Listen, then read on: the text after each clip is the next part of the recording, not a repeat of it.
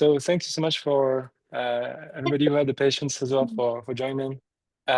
This is edition number 3. So we've already had 2 others before, but we started with number 0. So it might be a bit unsettling, but yeah. So this is the 3rd time we're doing this.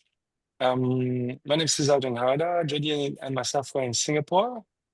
We have Kelsey in Tokyo, Alvina as well in Singapore, if I'm correct, David in London, Mark in Tokyo, and Eniola in Nigeria. Is that right? Yes. Eniola, which city are you in Nigeria? Lagos, Nigeria. Lagos, Nigeria. Cool. So super excited to have all of you here. And so the structure of the event, we're going to have 3 sort of touch points. So we're going to be doing the kickoff now, when we're going to be giving everybody a bit of a catch up for those who are joining for the first time. Then we have a check-in where we're going to be keeping together and then trying to see the progress we're making on progress that we're doing, helping each other.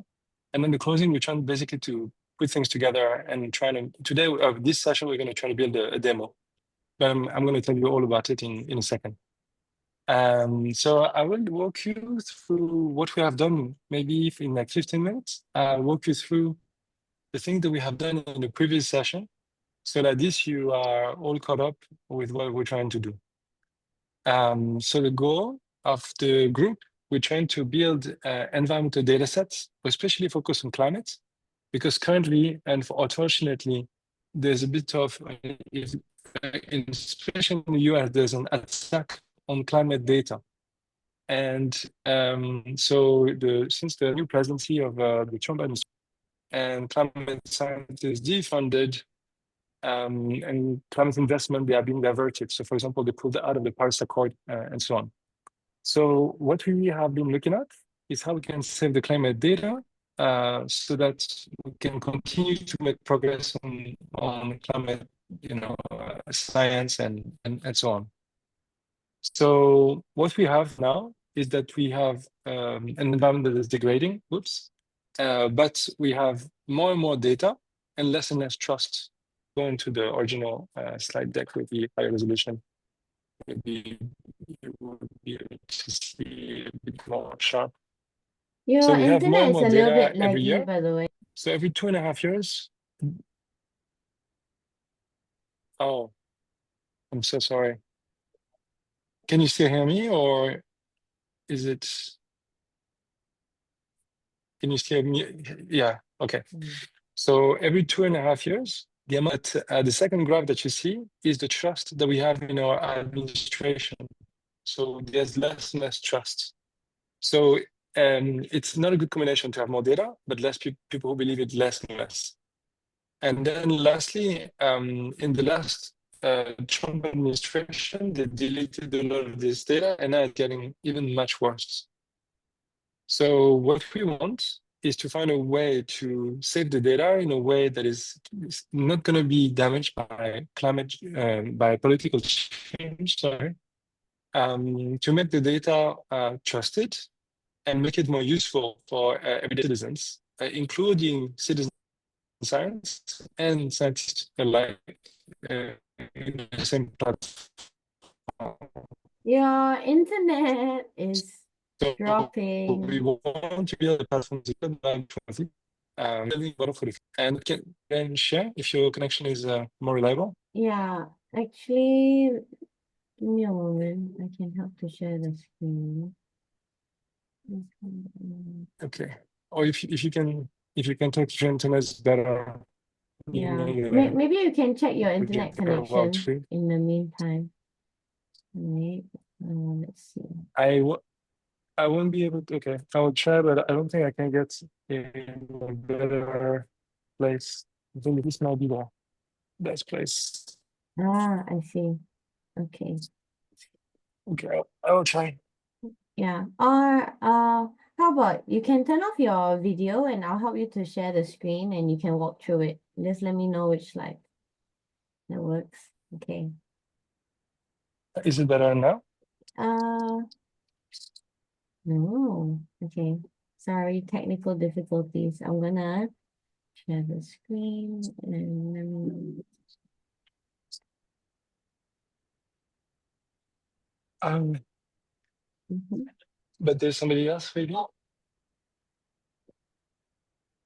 Oh, okay. Okay, thank you. Sorry. Sorry.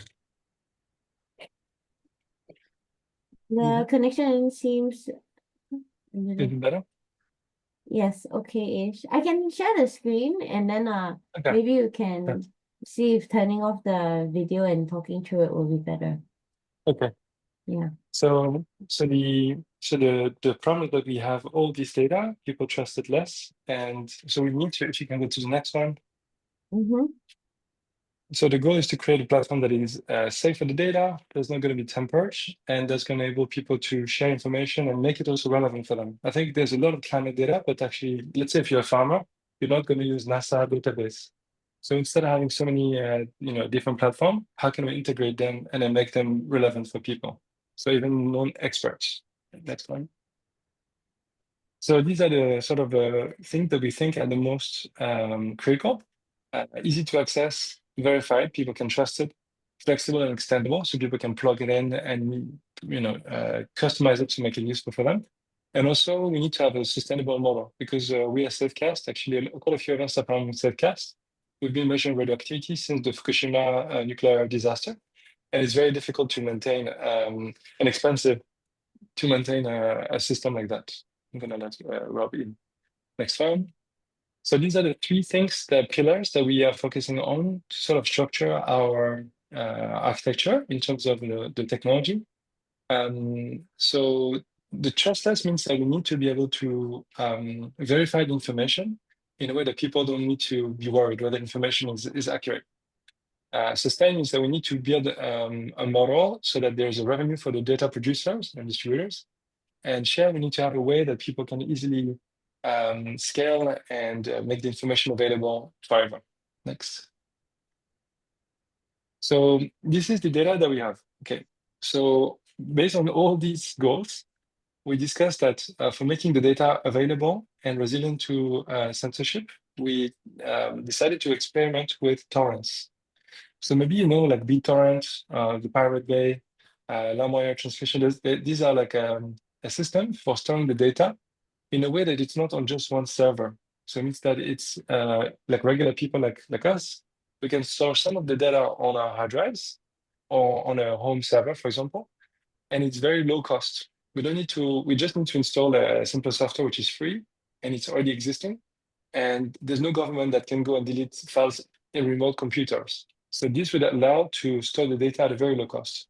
Other advantage is that the environmental footprint is also quite low because we only use the data when we need it. We don't need to pay also in terms financially for cloud service. It's already always there. And when we use the data a lot, if multiple people carry the same file, it's actually very fast to download. So there's a lot of technical advantage and financial advantage and security advantage for torrents. So the idea is that for the long-term cold data, we store in a torrent. And for the data that we use more frequently, then we still need to have some cloud data for rendering the maps, for example. So for Safecast, for example, we have a map. Then we can also have it here. And the idea is to have also some what we maintain mostly is a directory that links to the torrent. So instead of having like a big website where we host a lot of data, we mainly have a big spreadsheet, basically a big database that can link to the many torrents. And so like this, even if some actors trying to censor the data that we have shared, they will not be able to take it down. And even if our website is taken down, we can duplicate it somewhere else very easily. It's like the Pirate Bay, but for environmental data, make it completely impossible to censor and very scalable and low cost. Yeah, so David, it's very surprising to see how torrents continue to be valued. Yes, it is. It's definitely not a new technology, but it's proven over the years to be something that managed to survive. Even if there's lots of pressure. So the difficulty, I would say, that torrents don't have a good reputation because people will think like, torrent, they think like hackers, right? So we need to make sure that the wrapper, so the way they represent the data on the website is very clean, and that we have a way to verify the data. So anybody who downloads something as a torrent from our website, we should have verified it and there's no virus, because it's important to build the trust with the community. So we need to check the file, and we're thinking to use a hash function. So like this, when people download it, they can check whether the data is conform to what it's supposed to be.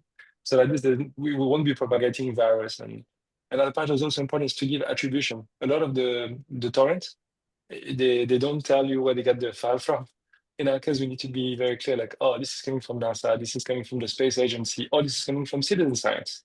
But we always want to show like this is certificates of authenticity, and like these people know what they are getting. Yeah, next one. So it's a hybrid information. So we have worked a lot, on the sort of constitution, because we believe that it's not just about technology, it's a human project. So it needs to be very clear, like what are the values. So if you go on the website and you go into the About page, and we would love to add your faces and your name if you're excited to join the team to that page, where we say like, this is what we stand for. But in a nutshell, what we say is that it should be environmental information affects our health, affects our business, affects our families, and the future. So we want this information to be always available. And we said that we're not like for nuclear or against nuclear or whatever, like we want to be neutral. And so we are for independency of data, basically. And we also like sort of drafting out the governance, how we're going to be working together. Next one, please. So the way that it would work, what we would love to build today is the people who are both citizen science, who may be measuring, the weather in the garden, or air quality or radioactivity, like CIFCAS has done. They can go to or climate scientists who are, need a lot of metadata and advanced specification. They can go on our website and they can fill up a form, and they can upload the data, either just by uploading the raw data or by linking to a torrent that they're creating. The verification is then that internally we need to have like a peer review mechanism. And so for that, for example, we've been using Notion to prototype. When the form is filled, the form field can arrive into a funnel, if you will, where we can do the verification. So let's say we said there must be at least 3 people verifying the data before it gets published. So that's the verification process. So multiple people look at the data, we make sure there's no virus, we make sure the format is correct, that the metadata is correct. If it is not, we can talk to the originator or can be rejected. The data is not valid. Next slide, please. Then the data is hashed. So we basically like process it. So also for this, there's also existing tools to hash the data. So we can extract a key out of this data. So that this we can authenticate the data before people expand the file on their local hard drive. They can see that the data is correct.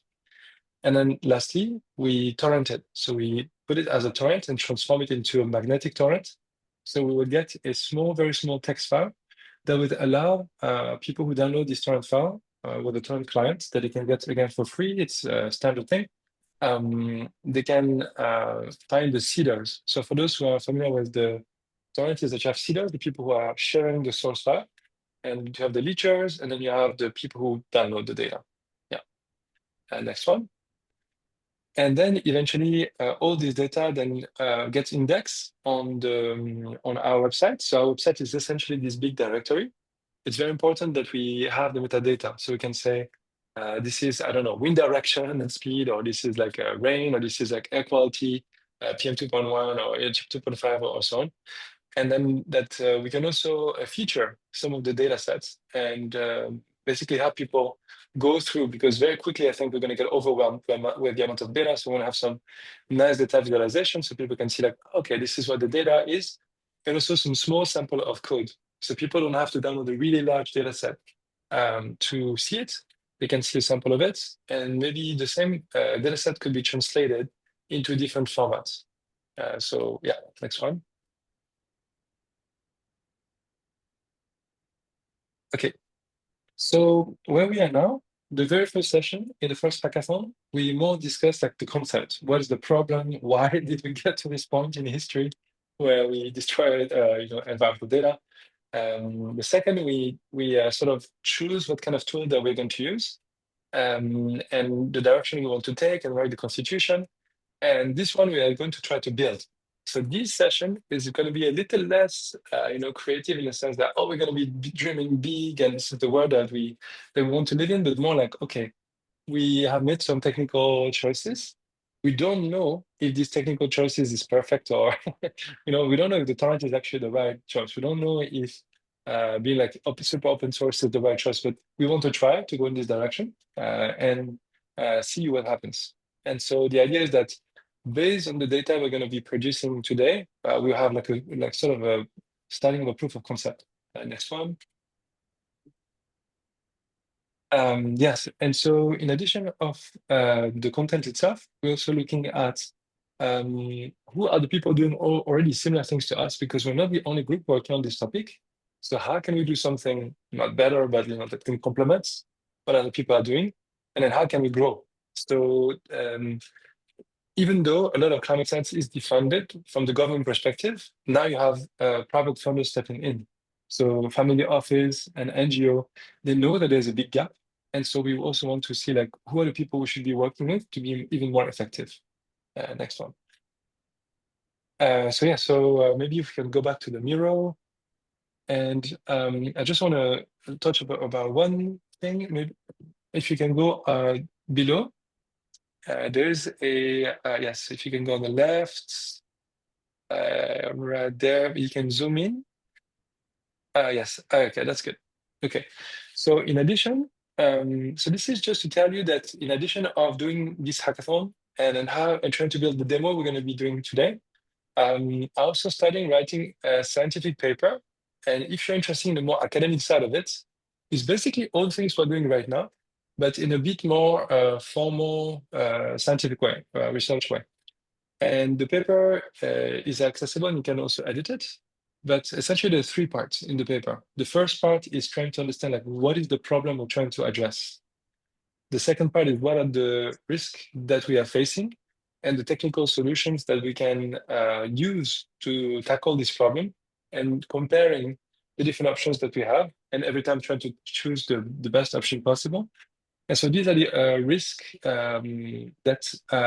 so maybe if you can zoom in on, is it at risk? Or the value of climate data. So the value of climate data, I found several reports, and roughly climate data value is estimated at about $3 trillion, if I recall, 5 billion a year, sorry, 5 billion a year. And this is from the World Bank. So the amount of impact of climate data is very huge, because it affects, of course, like agriculture and crops, but also transportation, even geopolitics and military operations, right? The weather affects everybody. So it's very, very important data. If you can go to the next one. This is a report, this is a scientific paper that quantified the impact of the last Trump administration when they destroyed the climate data. So how many website has been censored and how many data have been lost. Then if you go into the risk, if you zoom out a little bit, so the different risks that we have political risks. So it means that maybe we are perceived as overly, left-leaning or right-leaning, or for radioactive, or nuclear, or against. So like the second is the governance. So ourselves, are we able to communicate well? Then the legal, if we don't correctly give attribution, we put ourselves in a risk. Financial, if we spend too much money on cloud resources, we run out of money. Technological, if we build a website that is got too many holes and is not ready for cyber attacks. If we start to hold data that is very sensitive, if we get attacked. And the last one is environmental. It would also be a risk if we try to make a website for saving the environment and climate data, but we use too much energy and we end up damaging the environment by the amount of data or energy and water that we use. So I try to, if you can zoom out, I try to do some background research about each of these topics. And those are the sources on the right side. So for the political risk, financial risk, governance risk, all of them are documented here. And eventually, we would love to turn this into a scientific paper. So if you want to join, you're welcome. If you zoom into this sort of like brain cell at the top right hand, yeah. So these are the stakeholders. So this is a small diagram that I started to see like who are the people who are involved in climate data, from satellite company to citizen science on the ground, to then the weather forecasts agency of countries, down to like private distributor who run it for their own private companies for like say like navigation on Google Maps, for example, and people who consume it, all the way from farmers all the way to militaries. So like all the different stakeholders, so we can think of how we want to format the data. Okay, you can zoom out. Okay, and lastly, if you see the orange box, so essentially what we're doing now, the work that I just mentioned before, like the yellow and the green boxes before, what we're doing now is we're trying to build something. But the idea is eventually the scientific paper objective is, okay, we've identified the different risks that we are building this thing that we're doing. Does it actually solve the problem? If we build this platform, did we make the data more sustainable, that can last longer, that's more censorship resistant? So based on these different criteria, then we can say, okay, we've done a good job. We built a website that's like the Pirate Bay without putting ourselves at risk legally or putting ourselves at risk financially. And then we have good governance, and all of us, discuss things well, and we can survive a long time to be a good service for humanity. And discussion again. So the idea is that after this hackathon, is to work both on the demo and also on the scientific paper. So when we apply for grants to actually make this project bigger, we have both like the work that we do together and also scientific paper that's really solid. Okay, we can zoom out.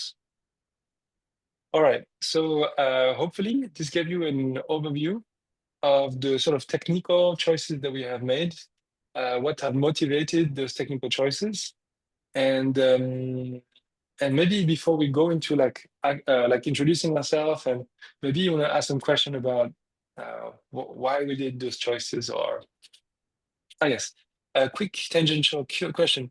Does anybody know HAARP? What is HAARP? David, can you clue us in, please? Oops.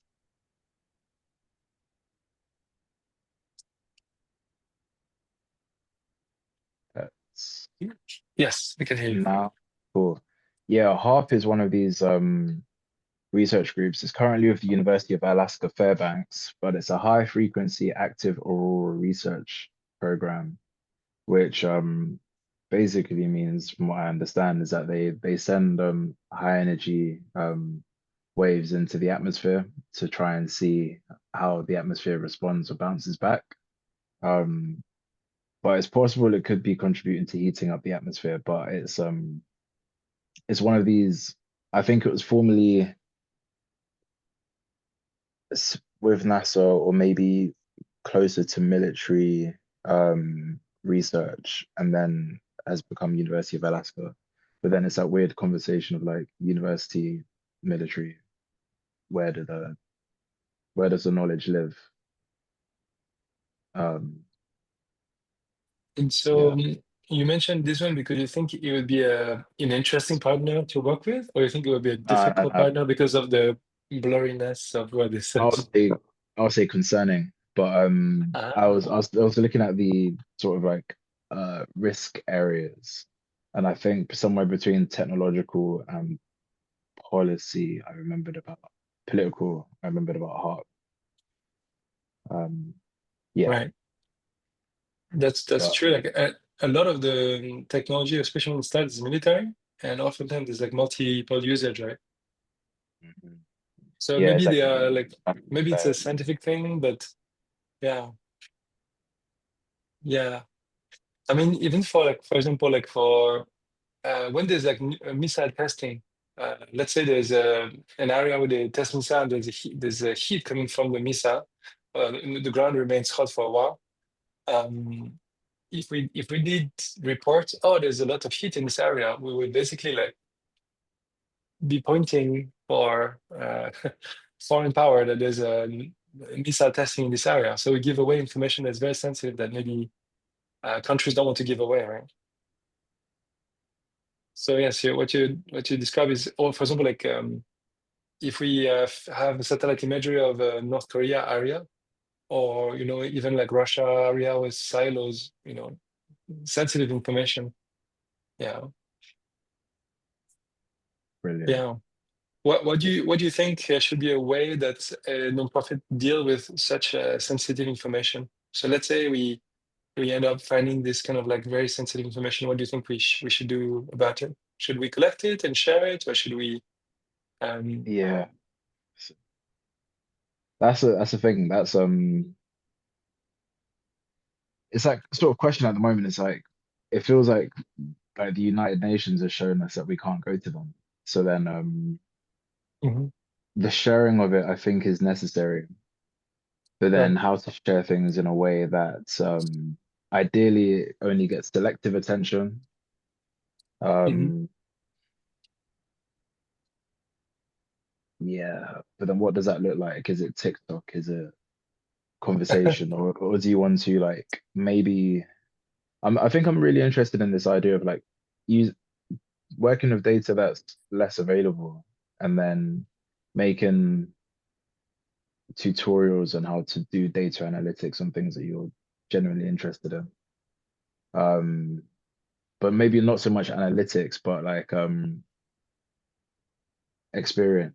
There was a talk in my uni yesterday with a scientist, Yuri Tanaka, who's a um, artistic director at CERN, and they're looking at like cosmic light and muons.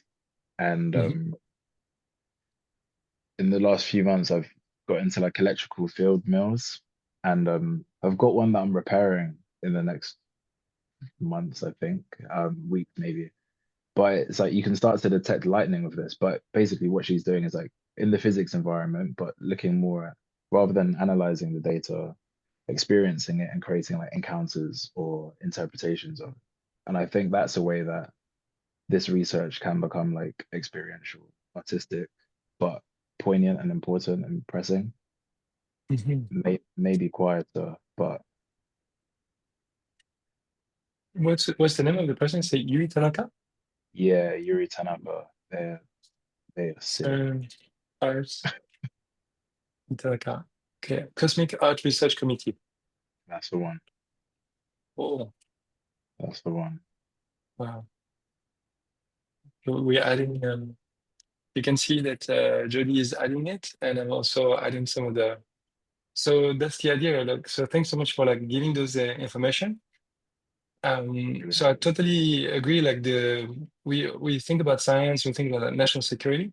But in this group, actually, we're also looking at the aspects of like the cultural aspect of it and making the data more accessible to the public. And art, I think, is often or is like underestimated in that discussion. So I'm very glad that you mentioned it. Um, and yeah, so for everybody, like please, like Mm. David, please share your interest or concern. Yeah. Maybe I can invite everyone to come to this section of the Yes, board yes. where Maybe you can fill it up. I'd Yeah. li- Or maybe you I'd like can to. go around and then I can fill it up. Yeah. Maybe we have. I like to sort of bounce this question that Oh, David was sure. asking, maybe to somebody else in the room, just sort of to study interaction. Alvina, Mm-hmm. you are Alvina Lim. You are from Singapore, right? And I was wondering, Yes, I am. when you look at the map of Singapore with satellite imagery with Google Maps, you know there's some. Singapore is a very small country with a lot of military bases.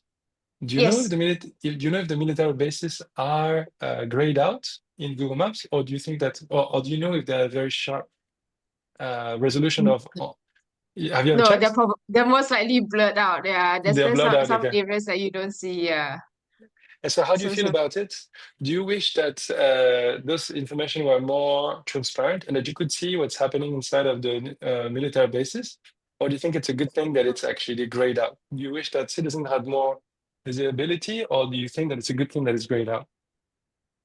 I think for national security, then it is a good idea because I mean we can't assume that everyone has the best intentions of everything, right? So in terms of this, and Singapore being small, I do I do in favor of it graying out, yeah, and not totally. I'm totally fine with not knowing what they are doing. Yeah, I think it's okay Okay. for me. Okay. Thank you. All right. But of course, as a citizen, being very curious as well, I would love to see something, but I do understand the importance of keeping it in Right. stealth mode. So yeah. So as you can see, Jody is going into the mirror. So what I would love to do is if everybody could add some details. So you can see I'm gonna be filling here, for example. If you can fill in, my name is Caesar. I'm a designer. And so if you could fill it, and then maybe we can go around. So Alvina, you were speaking just now. Do you want to share? So what's And your name? welcome, Samantha just came in. Ah, Samantha. Okay, Oh yeah, that's my friend, the user researcher. Cool. So Cool. yeah. great. Hello. Do you want to Mm. share? Or maybe we just had Samantha just walking, so maybe we put you on the spot right away, Samantha. Can you introduce yourself briefly? Sure, I'm not sure if my We videos. can see you. Yeah, we Ah, can see you. okay. Hi, I'm Samantha. I'm a UX researcher.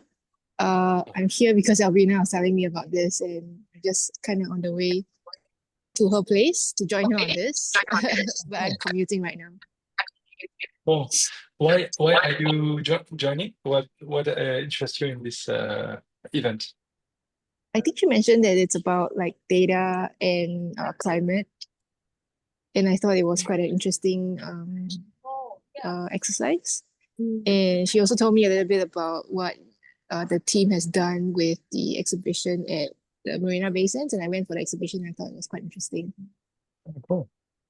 Thank you. Yeah. Great. I Would have a love to. question, which is, Okay. what do you think the future of climate data should be?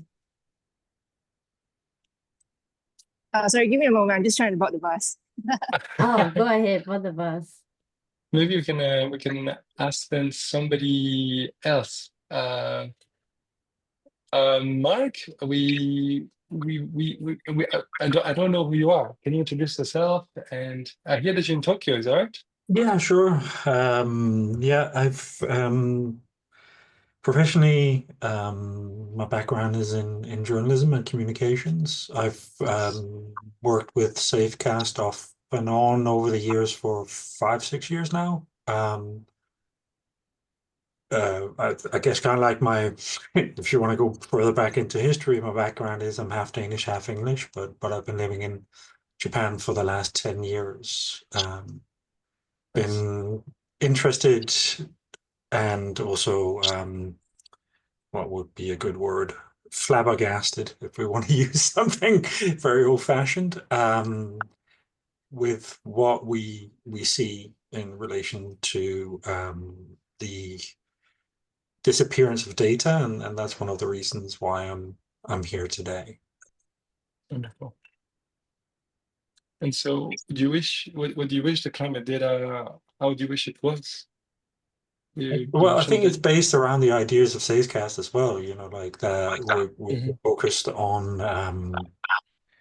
the radiation data. I wish for it to be open and accessible. Of course, I mean, there's a lot of technical hoops to jump through, and there's a bunch of issues that need to be addressed, of course, for that to be possible. But I do think that is a starting point for me, if that makes sense.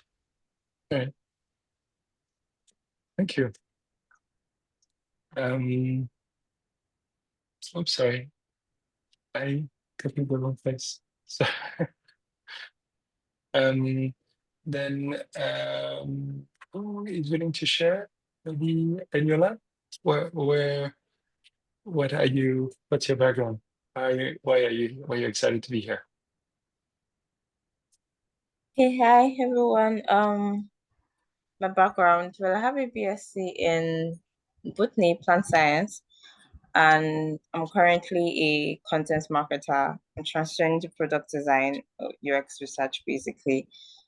Well, yeah, it was just curiosity. I've always been like interested in climate data, anything relating to that. I worked at a research institute here in Nigeria, an international research institute of tropical agriculture here in Nigeria. I worked here for about 2 years. So it has always been interesting, agriculture, anything relating to climate and all that. So I saw this on LinkedIn. I was like, oh, this is nice. Yeah. So that's why I'm a curiosity, really. Yeah.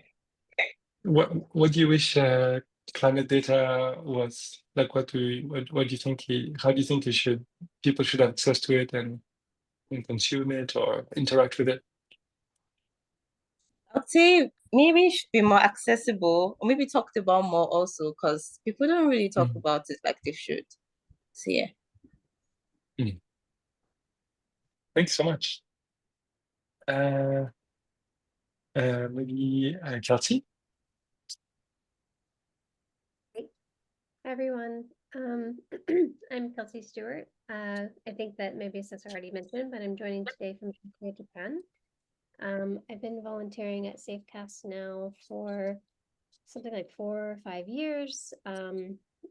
Just by funny coincidence and serendipity, actually the work I'm doing at Loftwork and Fab Cafe, which is my day job, I found through Safecast, like through Sean Bonner, who's one of the co-founders of Safecast.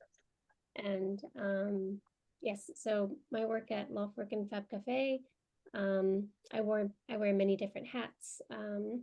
Sometimes I'm doing producing or project management or marketing events, but mostly I'm trying to create collaborative projects with Fab Cafe Global because we have 13 fantastic branches around the world, many of which who have been collaborating with Safecast over the years. I think my colleague Tim Wong was joining the first hackathon for this one, for the Climate Data Safe Hackathon. He's also been a champion of Safecast Works in Taipei and Hong Kong. And the reason that I am so happy or excited or like feeling passionate about Safecast is because originally I'm from Florida. And Florida has all these wonderful and fantastic natural resources. They have very clean water. And when I was very young, we had hurricanes, we had BP oil spill, we've had companies come in and suck the water from the springs, leading to algae bloom, which is just killing local wildlife. And I feel that citizens having access to reliable open data about the environment can empower them to fight and make objective arguments to other stakeholders who are sometimes not encouraging but related to these problems that even my hometown or home state is facing. So yeah, so I'm very happy to join today, and I'm excited to see how it goes. I think I'm curious. I'm curious. Like, for example, in your case, because I know you have such a strong attachment as well to the place where you come from, or your family is from in Florida. What kind of data, for example, do you wish you had about the situation in Florida that would be valuable for you, actually? So basically, for better or for worse, this kind of data is very like time specific, right? Because the data becomes important to you in the moment that it becomes essential. And in my case, we don't really have so many issues around radiation or like radiation issues or clean air. Like we have quite good air, but about water in particular. So, whenever we see that there's red tide, for example, in the Gulf, it can make you quite sick, and you only really find out once you get sick. I mean, you can too late. yeah, you can check the news and say, oh, like, oh, red tide is here, or maybe you can even sometimes smell it, like you can feel it in the water. But but I think it would be really great if, for example, we have these different color-coded flags to tell us whether or not the water is safe to go in due to wind and waves. So if it's a red flag, you shouldn't go surfing because the undertow is really strong and you could get pulled out and possibly drown even if you're a strong swimmer. But during times like red tide, I would love to know, what what is the percentage that's happening, and what is the percentage that's dangerous for my body, and is it okay to be in the water? If you have some health problems, should you avoid it? And on top of that, what's causing it? Why is this happening in the first place? Is there any way to draw a relationship between a meaningful relationship between the chemical runoff from nearby agricultural practices or golf courses in particular I'm thinking of, to this increase in red tide? So I'm always curious about this one. I'm also curious about the level of cleanliness of the water. Over time, these like water wars are becoming a really big deal. Like there's even discussions of changing state lines so that other better access to drinking water, not just in Florida, but all over the US. And, same with Pavlov, who's, using test devices to measure the radiation in Ukraine before a potential disaster. I think that it's really important to have proof that the water is clean in the event that something were to happen. So, yeah, I don't know if that answers your question, but Yeah, very much so. Thank you so much. yeah, and I think climate data should be celebrated.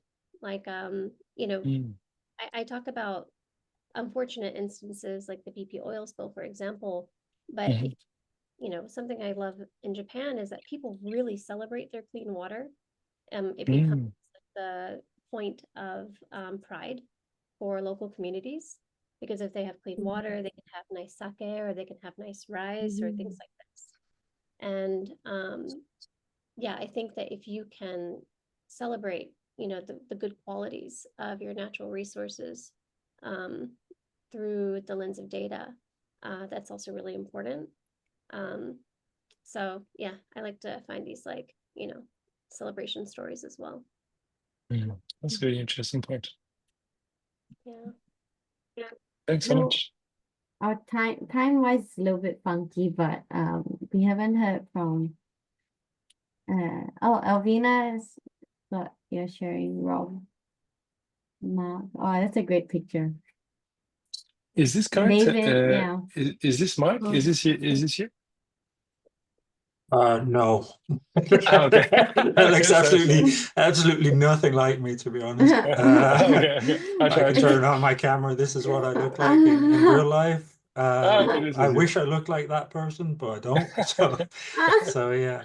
I just wanted to say, guys, it's been a really nice meeting you all today. I'm sorry I have to jump off now and go to a different event. I hope I can jump in again either later today or keep on contributing. I think it's a really important project. Actually, with time, since it's 10:56, yes. I'm just thinking also, because it's taken a little bit more. We'll see you later, Mark. Well, actually, what you can do, or maybe Kelsey, you can share with Mark afterwards, is like the Slack that we have here, so everyone can join the Slack. Just in case you all need to hop off, so that if we'll be doing things asynchronously and we can keep each other in the loop. This way you can see who's on it, and afterwards you can actually have your own groups when we start doing our work. Yes. Yeah. Perfect. So maybe everybody has introduced themselves, even so briefly. Bits and pieces. Bits and pieces. Yeah. I think this is, if it's okay, we can push forward. Yeah, great. Okay, cool. Okay. So then I'll go back to the big screen. Okay, so thanks so much everybody for our introduction. So maybe I'll walk you through what we're trying to achieve, because I know some of you already have to jump off. So maybe so the idea is to sort of break the group that we have here into 3 subgroups. The first group we call the data gatherer. So we already have a lot of, there's actually a lot of groups of other groups that are working on the same topic as we do. And so the first thing to do, in my opinion, is to go and see also those groups and understanding what they're doing, maybe to see the gaps, is what they're doing already good? Can we learn from them? Or maybe what they do is very good, but I think from what I've seen at least, is that they do a really good job at collecting the data or pointing at the data. But the way that they want to store this information is typically on Dropbox or on Google Drive. And the problem is that these are not very ecological, or it's not going to be financially viable. Because once you start to have so much data, it becomes very expensive. And so we think that the torrent idea that we have can actually make a big difference. So we can look at the things that they do well. So maybe the first part of the job is we have this Notion page that we use as a wiki, is to go and then start to add the different initiatives that exist already, and then look at and compare what they do well and maybe what we think we could do better, or learn from the different things that they do and try to aggregate the best. The second part I would say is where we can start to download some of their data and start to have this data ourselves so we can really play with it. So the data gatherer team is to collect data from existing group and start to get some ourselves. The system builder group, so that's the second group, the yellow area. Essentially, the end goal is how can we build something like the Pirate Bay, essentially. So it means that we don't have to host the data on the websites. So the website can be more like a directory, like a list, essentially, of all the torrents. So it can be very, very light. And so even if we have like 1 million torrents as a list, if it's in a database, it can still be super, super light. And ideally, we would love to make this database to be searchable. So it needs to be, it cannot just be like a HTML text. It would have to be something that can be, filtered, or they can be sorted, for example. So, or they can be searched. So it needs to be indexed by metadata, even if the raw data instead can be searched. So this is more like a technical group of maybe like more like software people to think about it, or UX people to think about how the interface should look like. And so the idea is to build, so far, Rob, who then he was suggesting to use DocDB as a backend database, which apparently is quite simple to set up because it's very scalable. And also, even if we quote unquote get destroyed in a location, it's easy to do somewhere else.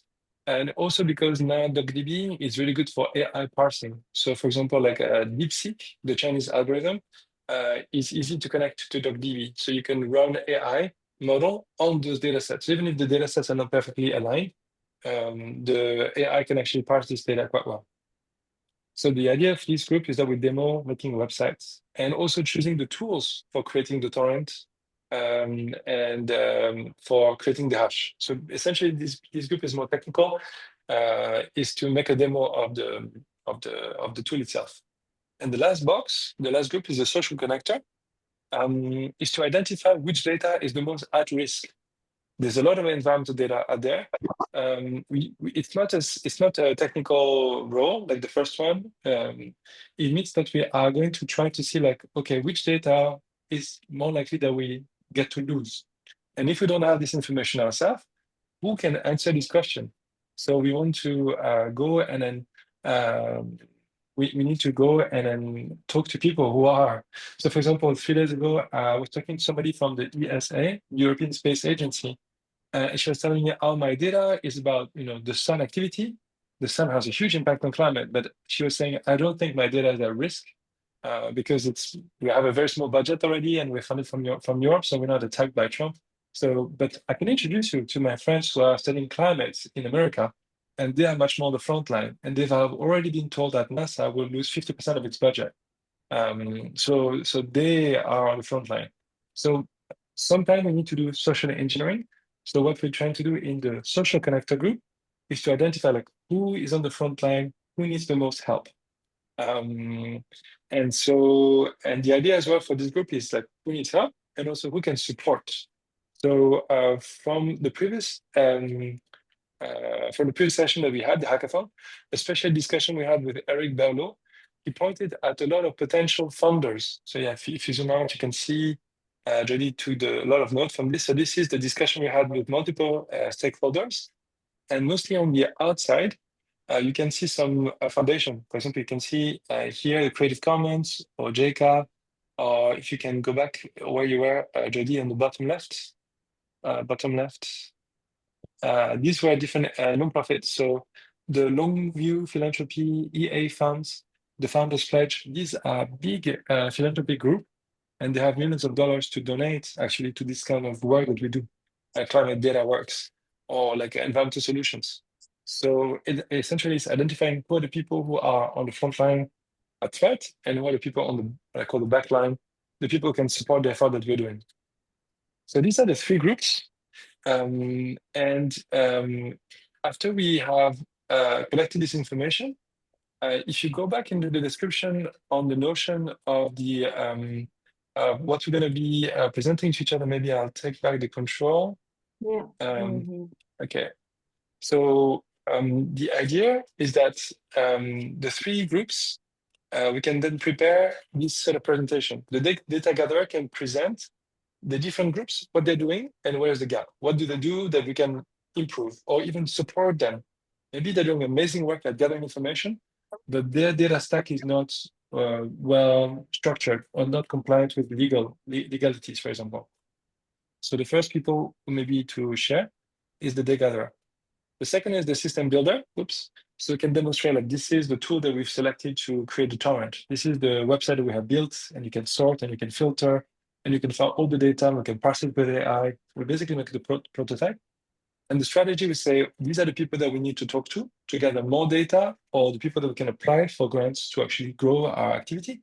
And this is the social media that they use. So next time we do a hackathon, we can get them in and we can grow our community.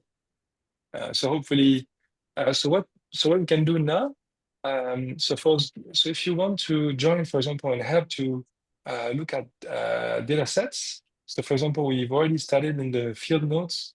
If you are a connector, then we started to look at all the social groups that are collecting kind of data. So we already started some of those groups. Where was it here? Climate data communities. So in the climate data community, Jody already made a sort of a mini database of different Slack groups. So here there's a lot of these groups, they have Slack channels. Some of them use Twitter, some of them use Facebook or LinkedIn. So we want to see like where are they and what channel they use. If you are on the group of building the collecting climate data, there's data rescue and they use base row. So basically, I would love to add you to the Notion page so we can start to collaborate together. So yeah, the two places that you want to have access to right now is the Slack and then the Notion page.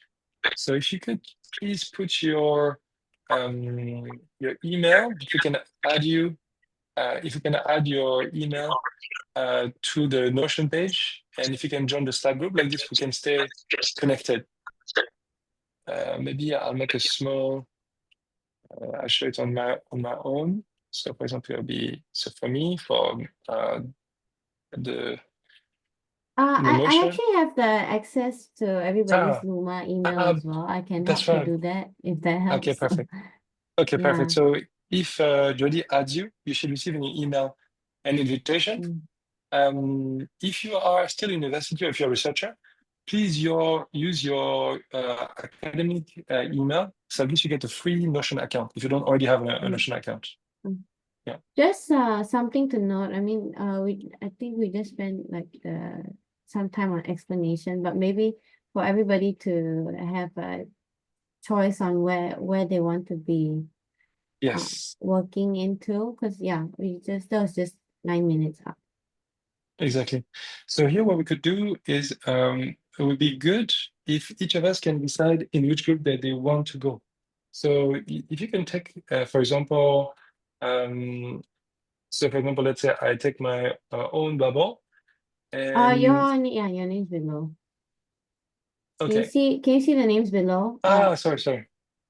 Yeah. Okay, so I don't know. Here. Okay, so you can take your name and you can put yourself where you want to be. So for example, for me, I think I would want to be the data gatherer. You can also put yourself twice. If you feel very motivated to do multiple things, you can also do like two things. But the idea is that what we'd love to do is we'd love to go into small breakouts now. And so in the breakouts, we can discuss a bit more detail, like, okay, how we're going to tackle this. So if you can take your own bubble and you can put it into this area, then we're gonna create breakout rooms, and then we start to go into actually like building stuff. So let's put ourselves in. Okay, so Alvina wants to be a social connector. Kelsey also a social connector. Okay. Oh, thank you. Yeah, I'm just trying very hard to navigate. It seems to lag a lot. Yeah. Let's see. I'm supposed to help. From there, I okay. think given the time constraints, I don't know, like Caesar, you have to go in 20 minutes, right? So we can have a shorter breakout, like a 5 to 7 minutes, and then we can come back so that we can close off and then keep the communications on Slack. So maybe let me ask maybe to David, where do you see yourself? I see you're hesitant. You can be in 2 places if you like. So like and what about Samantha and Yola? What do you see yourself? Yola, you already put yourself connected. Okay. So I think Samantha says she'll join the green one, the social connector. Okay, cool. Social. Okay. Okay, so we take her. Okay, then I'll go to the system. Actually, I want to see if I can help at the data collection part though, but okay, perfect. So Abhina, I put you in the data collection. I don't know. I don't. Yeah, sure. Let's look at it because I'm a bit clearer on the social connector part, but maybe data part. I want to see how we can. I want to find out more, like how we can go clearer. I hear It you, was actually Alvina. interesting because I was actually trying to do something for you, Caesar, but then obviously I got it's on getting additional funding and stuff like for building your phase 2 of your exhibition. Oh, Yeah. So, thank you. yeah, Wow. but yeah, I wasn't sure if it's something you're looking, so I just packed it so in the drive, but I Okay, think I can open it yeah. up and see what we can do. Absolutely. Okay. Cool. All right, so we have Rob is not there, Jody, and I am gonna be going into the data gatherer. Yeah, that works. But So that the means that you're system by building yourself. one. No. I'm gonna be with Kelsey and the rest in Social Connector. So I think for the system building, we can resync with Rob at a different time. Okay, no problem. Yeah, that's a good point. Yeah, Rob is a big. Okay, cool. So we go into then the 2 breakout rooms. Okay. Oh, sorry. Samantha's in the social connectors, I think. Okay. Oh yes. Okay. Wonderful. If we don't have her, I'll create a bubble for I'll her. just edit. I got it. Oh, you got it. Done. Okay. Yeah. Okay, Give me a perfect. moment. Let me just assign in a moment. The breakouts. Okay, to breakout. So let's go to the breakouts maybe for like maybe 10 minutes. Just to like yeah. Any Yola, is there like any area that because you do marketing as well, right? And research. Is there anything you want to try? Like any new technologies? I don't know. You mean with regards to this? Well, I'm still looking. I mean, this has been interesting so far. So I'm really just still looking. But I'm really excited about the parts of data producers, conferences, Slack channels, online communities, doing all of that. I'm excited about that, really. Yeah. I recently joined one of them called CIC. I don't know, Climate Action Tech, CAT, maybe CAT. And it's been really cool how they manage the community and keep it alive because everyone's coming from everywhere. Not easy. Anyway, welcome back everyone. How was the discussion for Caesar, David, Alvina? Hello, yeah, I'm still trying to find out how to access. So, yes. Did you manage to? So I just want to point out, like, for example, David, you said that you have 2 email. One is your university email and your personal email. On the left Mm, side here, you will see that there are different workspaces.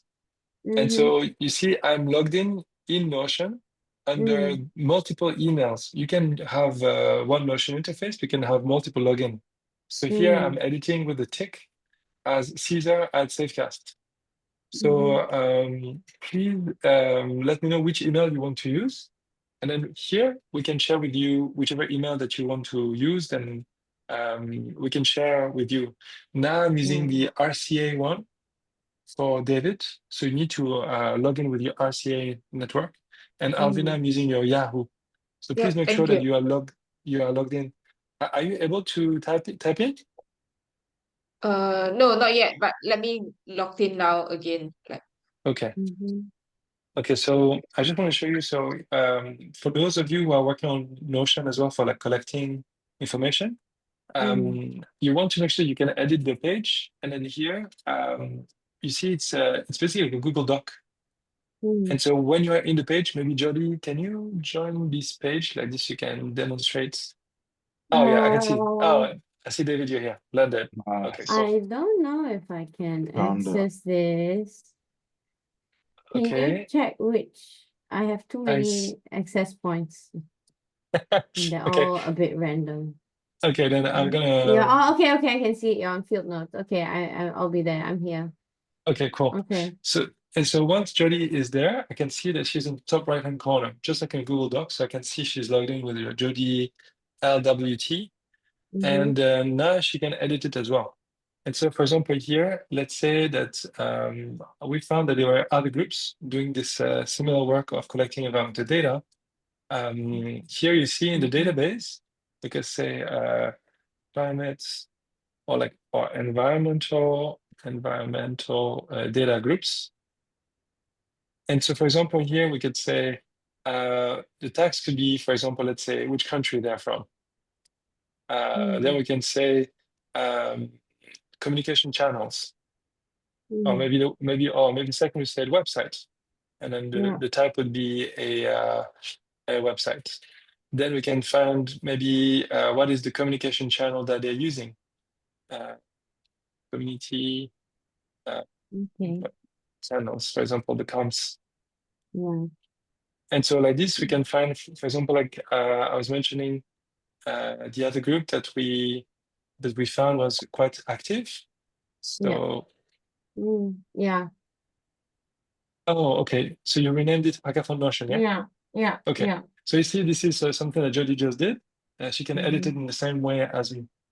And so let's say, for example, I want to see the field notes. I can open it in two places. So let's say the group that I think was doing a really good job was Data Rescue. Okay, so Yeah. Data Rescue, let's say I take it. So Data Rescue is here. Here, maybe I can also use the tech stack. What is the tech that we're using? Database, oops, database tech. So this one is called base row. So they're using base row. Country is USA. And the website is, okay, so this is the, if I look at Data Rescue, I go online and I try to find them. And so I can see, okay, Data Rescue is, oh, okay, data is not here. That's not the right one. Kind of data. Where are they? Found that website. It's like Data Rescue Project. Oh, perfect. Thank Wondering you so if much. Yeah, I think you're right. Okay, so that's the one, right? that's Cool. So that's the one. And so then in the Notion, then we can add it in here. And maybe we can also use the logo. So like this, we have it as the first thing. So like this, the logo and the beauty. So I don't know the community channel. So it's not Data Rescue Project. Okay, and what you see here is that this is going to show up like this in Notion, and we can also look at it as a table. And so the data is going to be presented in a even nicer way, like that. And so like this, we'll have, and it's very easy to reorganize. You see, it's basically like a Google spreadsheet. and I can take, for example, the website. I can resize the things. And you can choose whether you want to edit as a table or as a gallery. And the tech that they're using, for example, if I want to move that. So yes. I think with Notion, everyone can fiddle around and see how Yes, they want exactly. to do it their own way. We don't have to implement a rigid method as of yet. But the most important is that everyone can access it. And since Exactly. now we are about an hour and a half into it, maybe we can go with any sort of like remaining questions, and then we can break out and make sure we have access to. I hope the Slack is open. Has everyone managed to enter the Slack? Let's also check on the Slack. Yeah. Then we can just break out and work asynchronously. So I think that would be the best way of our time, I think. Yes. Yeah. Anybody has a question or have to do something? Or everybody's feeling Yeah, one Yeah. question about the Slack. Do I just log in with any email, or it has to be the one that yes. I provided? Okay. It can be any You email. Yeah. if it's the one that you provided, then they might have granted you access already for that, but just give it a shot. Yeah. Okay. Looks like I'm new to Slack. Let's see. Mhm. I'm logged in now, but they asked me to either create a workspace or try a different email. Yeah, so you can Ah, create a workspace and then you're entering from your workspace. So you're kind of like a guest into the Safecast workspace while using your mhm. own Oh, workspace. That's fine. Yeah. okay. Now I'm a bit embarrassed. So after I create a workspace, do I click onto any other links to get into the safe pass or? If you enter the join link that we have, it shouldn't be a problem. Yeah. Okay. Yeah. Yeah. Okay. Okay, thank you so much. And then, Yeah. so we can start to work on the Notion to start to aggregate data. Or if you want to work on the Miro, basically these are our two working space, Notion and Miro. Mm, And so we see you, we check in again yeah. in about, not 24 Yeah. hours exactly, but basically like roughly in 24 hours from now. I would And say also, would it be better? So once everyone is in the Slack, then maybe Caesar, you can make a group chat with yeah, David and Alvina, and then I'll set one up with Kelsey and Eniola and Samantha. perfect, exactly. So Yeah. like this, we can continue to chat, to help each other and support. I'm going to be in a meeting now for maybe like an hour and a half, but after that, I'll start to collect the data and yeah, start to build up the content. Nice. All right. Okay. Um, So take care, you guys. See you in a bit. cool. Thank you. All right. Thank you. See you. Bye-bye. Bye. I realized I was on mute. I was gonna say I'm here to help troubleshoot, but I hope the troubles have been short. I think the links we need, it's nice you've made it simple. Like it's just Notion and Slack. Those are the two. Yeah.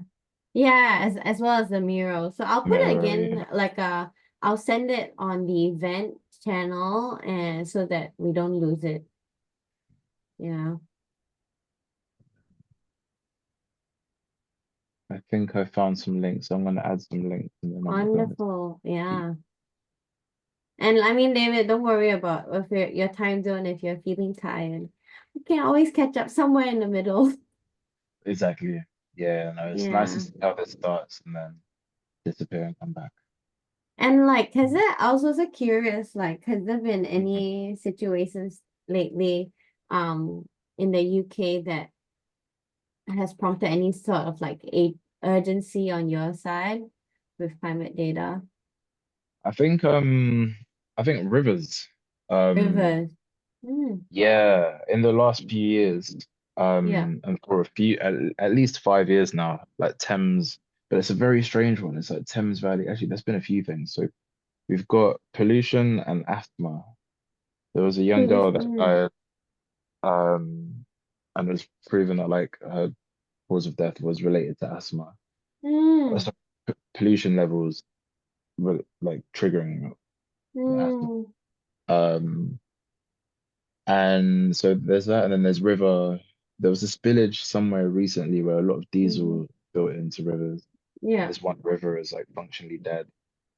But then Mm, Thames Valley has been pumping sewage water into rivers mm, consistently for years. Then I think our weather isn't so majorly temperamental, but if we do like a decade on decade sort of review, um, things are happening. yeah. Yeah. And it's I think it's the scary thing is that it's so subtle, right? So it's like you're a frog in the boiling water and you're just going, oh, it's okay. Uh, And then the next that minute you're cooked. exactly that analogy is scary. Yeah. Yeah. Um, yeah, where about did you say you're in Singapore, Jody?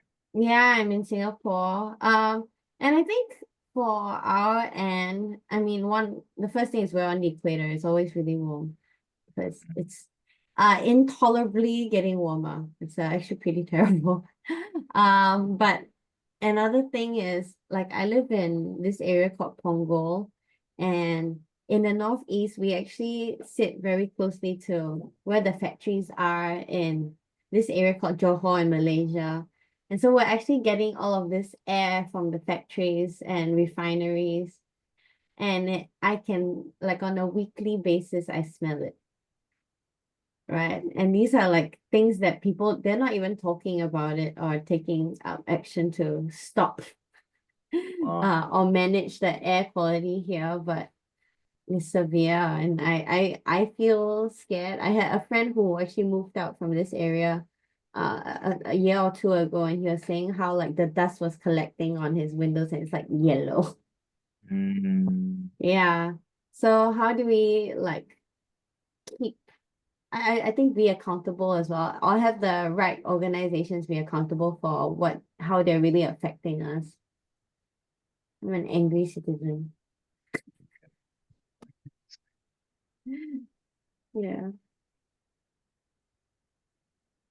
No, I'm sure we all have our own stories and so much of it, I feel like what Kelsey shared, it's like it's our home, right? Technically the whole planet is our home. But it's like, can we take ownership to the homes that we are in to bring the right change? Yeah. Where do you Either feel, way, yeah. Yeah? I was gonna say, where do you feel responsible? You mentioned the Where word do own. I I think this is own? really I because think that's an interesting thing. Like obviously there's so many layers as a part of like what sort of action like there's the part of collecting data if you have access to that, which actually I don't. Um, and then there's the other part of being able to, like in Singapore, we're very good at complaining. This is the thing. You call the citizens were typically known to be very entitled because we think we deserve everything, and so we'll be telling the government like, better air quality. And I think that's the right of a citizen as well. We don't have a lot of dignity because we can't do strikes. We're not allowed to speak our own opinion to a certain level. But with complaints, that's how we get around with things. Uh, and I think, yeah, because it's quite funny. This week I went for a course, and it's called like self and system. So it's just understanding through ontology how we work. And with Singaporeans, we're very good at what we call sub-optimizing, pretty much taking in the impact and like not saying anything, going like, oh, this is just the way things are. So shifting that and letting people feel like acknowledge the discomfort, I think is important. So did I you think call it's that, yeah. it sub what? Sub-optimizing. Optimizing.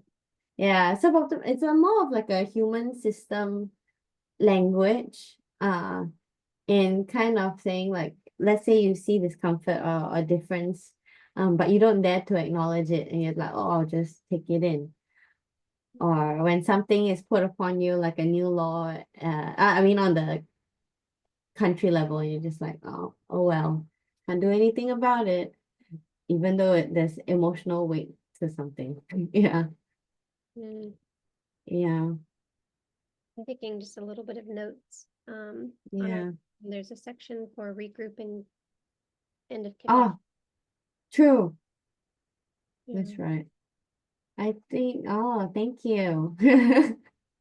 Thank you for capturing Yeah. it. Yeah. Either way, I think, how's like everyone's schedule's gonna look like for the rest of today? Okay.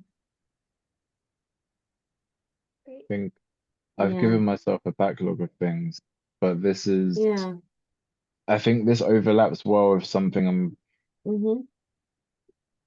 a presentation I'm putting together for Monday afternoon. Oh, So, nice.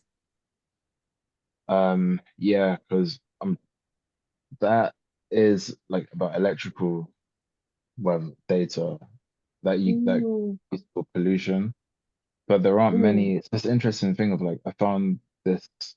Oh, sorry, Reading Uni, I think mm. Reading University were transcribing paper records that were Oh, held up to like the 1980s. But then it's like, why did they start? Because you can use mm, that electrical charge to tell about pollution as well. yeah. Um, Mm, so I think there's a lot of like really strange questions about accessibility to climate data and that thing of what you were saying about the what was the term? optimizing, Sub optimizing. Yeah. yeah. And government saying, oh, we've got like there's enough GDP per capita effectively. Yeah. So Yeah. like, right. It's, yeah. I think the Yeah. question that Kelsey was asking, where do you feel responsible for? Mm, I was talking to my dad today about like with my family from Accra, there's it's that thing of it's, actually I was saying to him today about like it'd be cool to see more like community-led research spaces yeah. where possible. Yeah. I think there's so many issues on the social front to be fixed, of course. Like just because right now we are facing this thing where we're just so pulled to like individual spaces rather than coming in as a community. It's much harder, and I think like participation wise, like we can say, okay, I can make it, and then like I mean, even say with the example of like the hackathon, right? Like it's that easy to not show up. So how do we make it easier to show up for people? Yeah. Okay, actually, I have an idea. I might set up like a backlog section as well. I don't know what's the best way to do it. Let me figure it out. I'm sure they have like a Kanban thing that we can use. Oh, there's too When you many say options. when Yeah? you say a blog section, are you talking about maybe making a template or something like this where we can work Yeah. and what kind of Yeah, I'm thinking of that. Like we've got our different sections and things that we want to work on now, things we want to work on later. So like a quick way to have that overview. But these days, Miro's that is so advanced now. There's too many options. It's gonna. Ah, oh, okay. This looks good. I'm going to try this. Let's see. The template is loading. Ah, cool. Okay. I don't know if you can see this board. Ah, Winnie, come down. Can you see it? yes. Yeah. I think we can follow it together.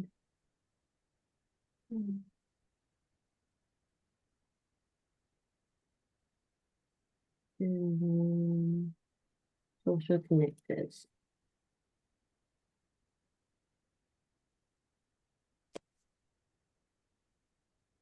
Mm,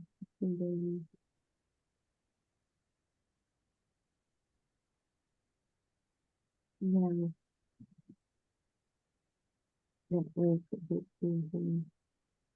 David, can you see the Kanban on the mirror as well? Thank Alvina and her. I'm gonna send the link to it. Mm.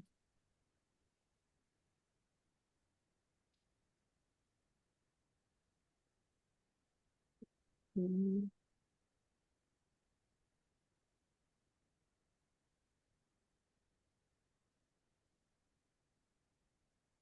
I guess we can add here.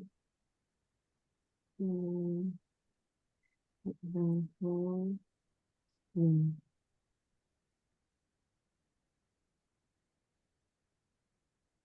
Mm.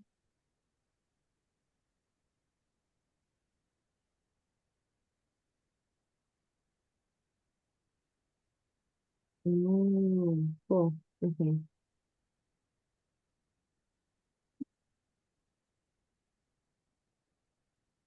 I can see the movement in the area. Yeah. That Let looks good. me see if you can access, and I think we can add from here. Yeah. Alvina, are you still here? And Yola as well. Yeah. I'm gonna send the link to Kanban. Yeah, I am sorry. I'm trying to navigate a lot of the tech Don't and the links. worry. Don't worry. If you need help, let me know. So Yes, I've put a section called the Hackathon Kanban. And what you have, I'm gonna share my screen so like everyone can see. Yeah. It's here. And say with whatever we had on discussion, we took some notes here on what we think we need to do. We can share it here. So say for example, research on climate community, and say and okay, and I'll add a name here. I don't want to edit first. So we can have like a list of different tasks that we see we need to start working on. And I think there can be multiple people working on the same thing as well. Then if we have already a space where we are doing this on, say for example, I will I'm just gonna link it to, if I've already made a separate page on Notion, I can do that. But I'm gonna, as an example, just use this is the Notion page that we have here. I'll click apply, and then you can access like where that is. Can you see it? Mm. Yeah, so this is on the link. This is date. This is your status. So this will shift. This is really funny though, because technically I think status is better to just shift it. So like that. Then you can see this is a backlog of things we haven't done yet. I'll call it to do, and then in progress and done. Yeah. Yeah.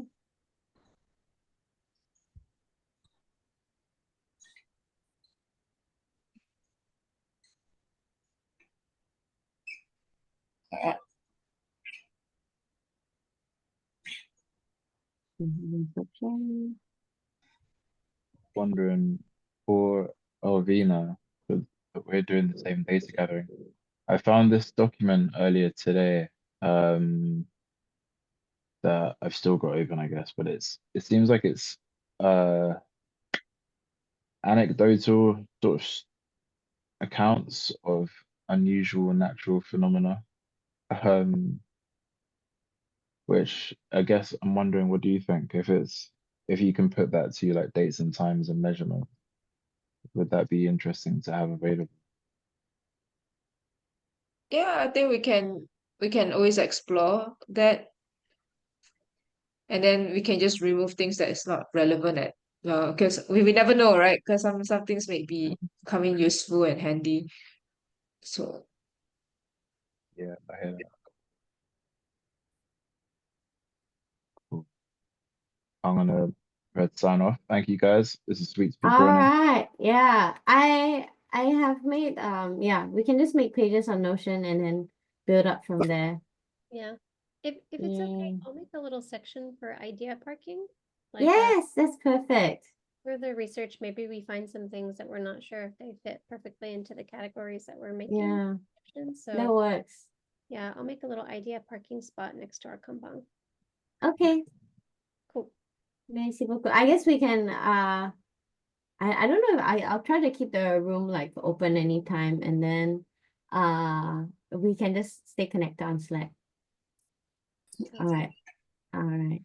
Yeah. See So you do we? all. Yeah. So we check in. We check in tomorrow at 8 a.m. Is that right? Yeah, yeah. I reckon most likely we can do our own like research and take our time today, and then tomorrow it might be a little bit more intense because we're putting things together.